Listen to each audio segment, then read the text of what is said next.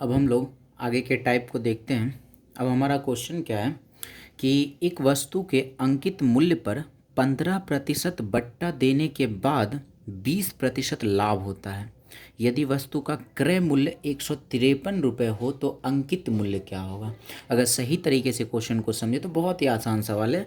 ये कह रहा है ना क्वेश्चन में कि जितना अंकित मूल्य है उस पर पहले 15% बट्टा देता है, तो बट्टा देने के बाद भी क्या होता है कि उसे 20% लाभ होता है। 15% बट्टा दिया है लेकिन फिर भी उसे 20% लाभ हुआ। साथ ही साथ क्या हुआ ना कि मेरे पास एक गिवन डाटा है, क्रय मूल्य दे दिया 153 रुपये, जो कि ये क्वेश्चन को आसान कर दिया है।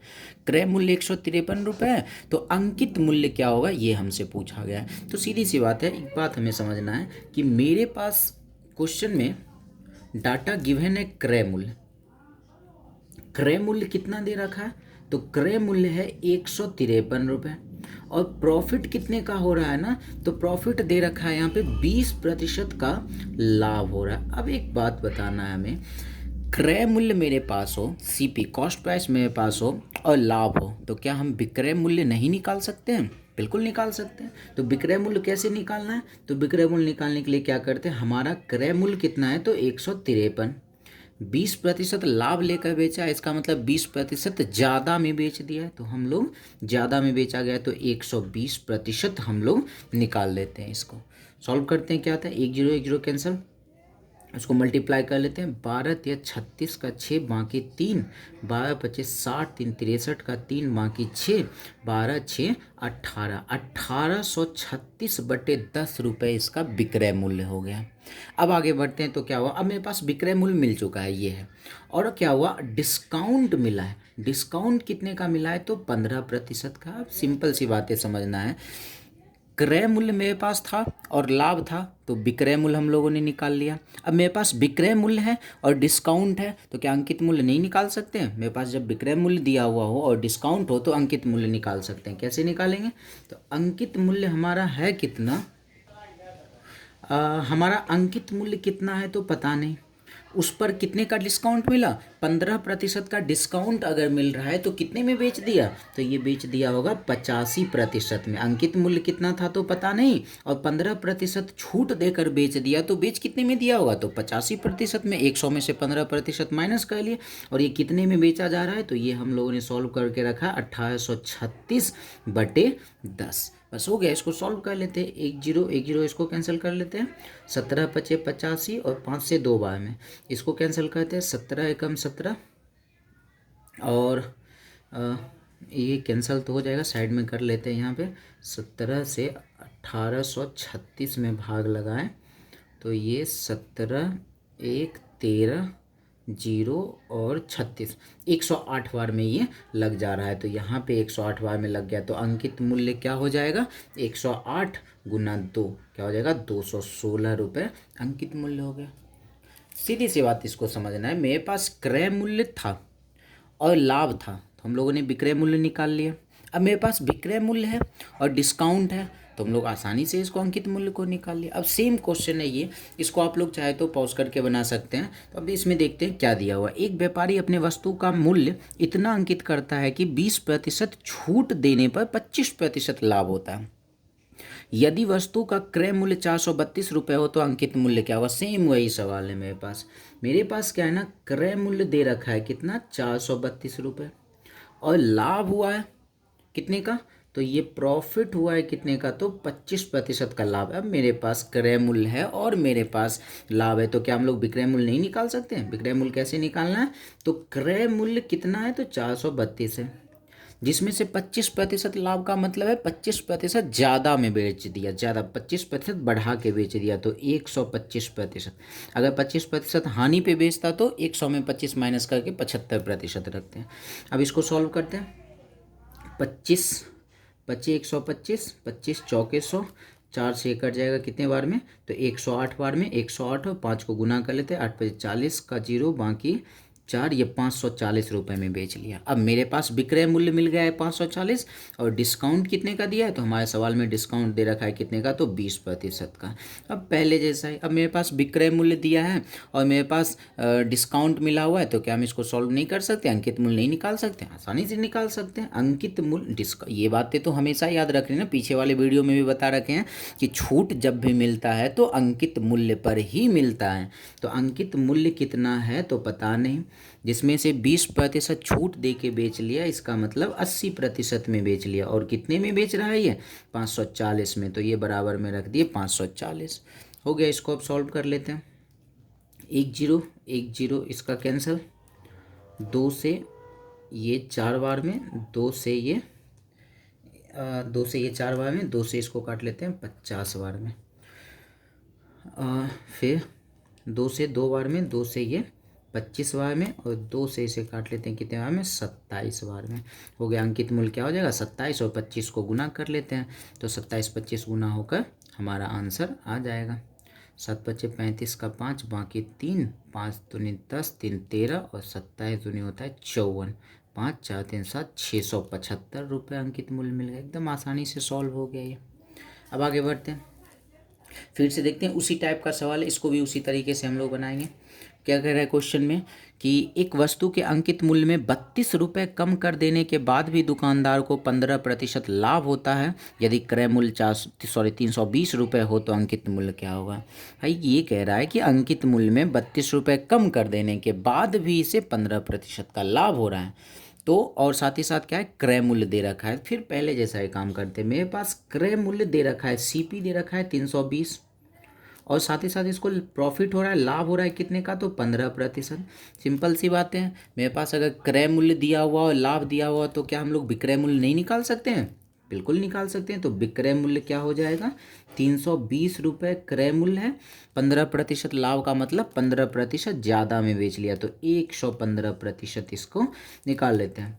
1 0 1 0 कैंसिल, 23 25 115, 5 से 2 बार में, 2 से इसको काट लेते हैं 16 बार में, 16 और 23 गुना 16 43 का 8, बाकी 4, 16 दूना 32, 32 4 36, 368 रुपये विक्रय मूल्य मिल गया। अब आगे बढ़ते, एक मेरा लाइन ये दिया हुआ था कि अंकित मूल्य में 32 रुपये कम कर देने के बाद, मतलब अंकित मूल्य जितना भी था 32 रुपये कम करके उसको बेचा गया था। इसी लाइन को समझना, जितना अंकित मूल्य था उसमें 32 रुपये कम करके बेचा है। तो अंकित मूल्य था कितना पता नहीं, जिसमें से 32 रुपये कम करके क्या कर दिया, ये बेच दिया। और बेच कितने में रहा है, तो 368 रुपये में बेच रहा है। ये मेरा इक्वेशन बन गया। तो अंकित मूल्य क्या हो जाएगा, -32 उधर जाके +32 हो जाएगा, तो 368 और 32 क्या हो जाएगा, तो 400 रुपये। यही हमसे पूछा जा रहा है, अंकित मूल्य क्या होगा। बिल्कुल आसानी से क्वेश्चन सॉल्व हो गया। फिर आगे बढ़ते हैं। अब हमारा सवाल क्या है,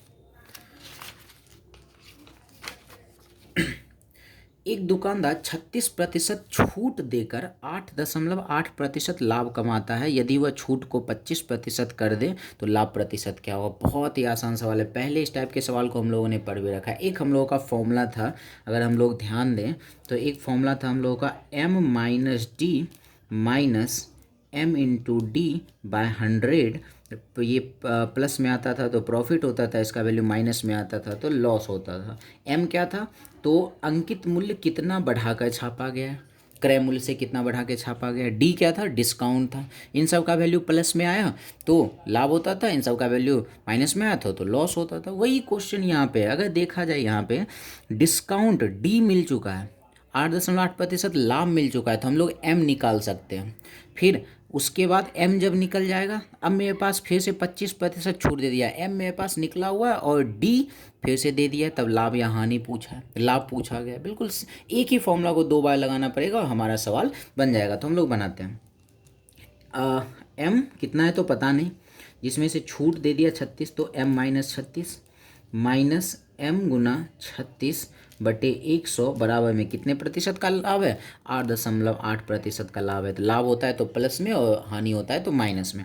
अब इसको सॉल्व करते हैं। 4 से ये 9 बार में, 4 से ये 25 बार में, क्या मिला, M माइनस 9M/25। इसको सॉल्व करते हैं, एक स्टेप हम लोग जंप करते हैं, पीछे भी हम लोग ने इसे पढ़ रखा है तो इसलिए एक स्टेप जंप करते हैं। M माइनस 9M/25 रखते हैं तो क्या मिल जाएगा, 16M/25। 25। इसको ये समझना है ना, एक में हम लोग 9/25 माइनस कर रहे हैं, एक में 9/25, यहाँ साइड में हम यहाँ लिख दे रहे हैं, एक में से 9/25 माइनस करेंगे तो नीचे 25 है तो 25 ही रहता है, और इस दोनों को माइनस करके रख लिए 16, 16/25 आया यहाँ से, और m लगा हुआ है तो 16m/25 बराबर में -36 बराबर के उधर जाके क्या बन जाएगा, +36, 8.8 और +36 क्या हो जाएगा 44.4। अब इसको सॉल्व करते हैं, m का वैल्यू निकाल लेते हैं, पॉइंट ख़त्म हो गया, नीचे आ गया 10।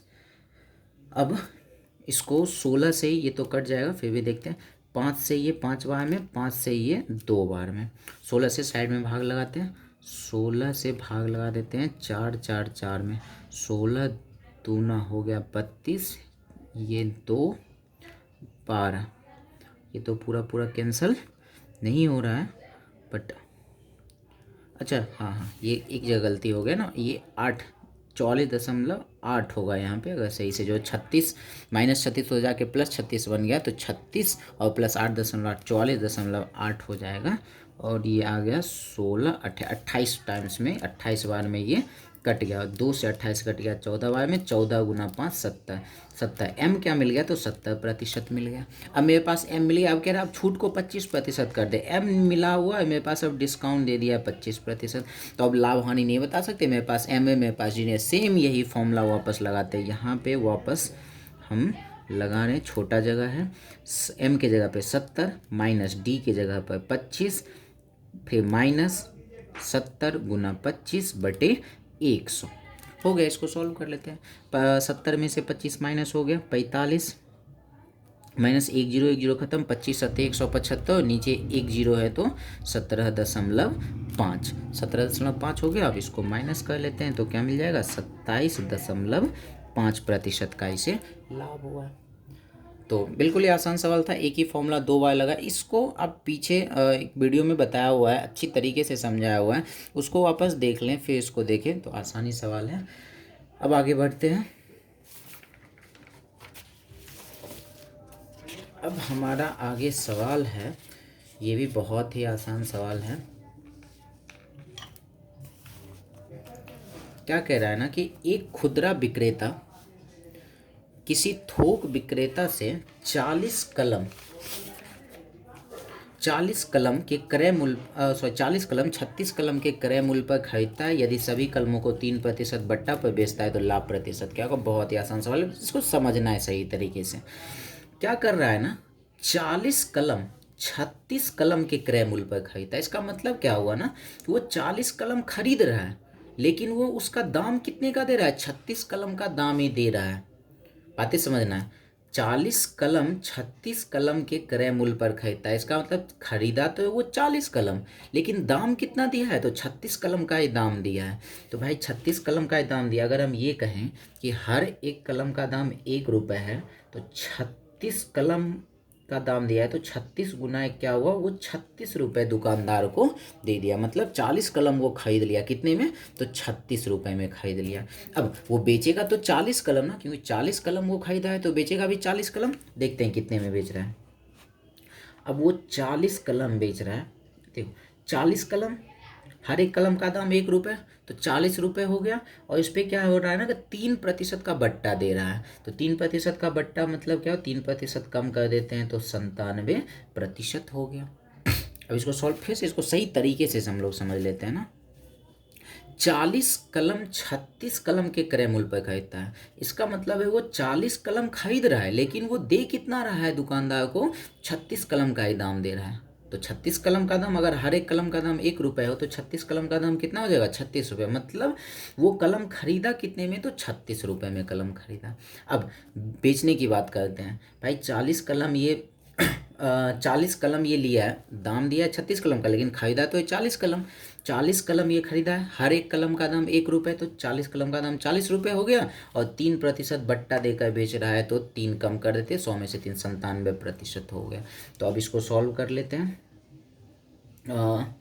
1 0 1 0 कैंसिल, अब इसको कैंसिल नहीं करेंगे, 7 चौके 28 का 8, बाकी 2 और 9 चौके 36, 36 2 हो गया 38, 1 0 है तो 1 अंक के बाद पॉइंट दे दिए। खरीदा 36 में, बेचा कितने में 38.8 में, लाभ हो रहा है, कितने का लाभ हो रहा है, तो 2.8 का लाभ हो रहा है। तो प्रतिशत लाभ हम लोग नहीं निकाल सकते हैं, जितने लाभ हुआ उसको ऊपर रख देते हैं 2.8 का, और खरीदा है कितने में, तो 36 में, नीचे 36, और प्रतिशत बनाने के लिए 100 से गुना। इसको सॉल्व कर लेते हैं। ये पॉइंट उड़कर नीचे आ गया 0, 1 0, 1 0 खत्म हो गया, और 4 से 7 बार में, और ये 4 से 9 बार में। अब तो कैंसिल नहीं होगा, तो क्या मिल गया, 70/9%। पूर्णांक में लिखना चाहे तो क्या हो जाएगा,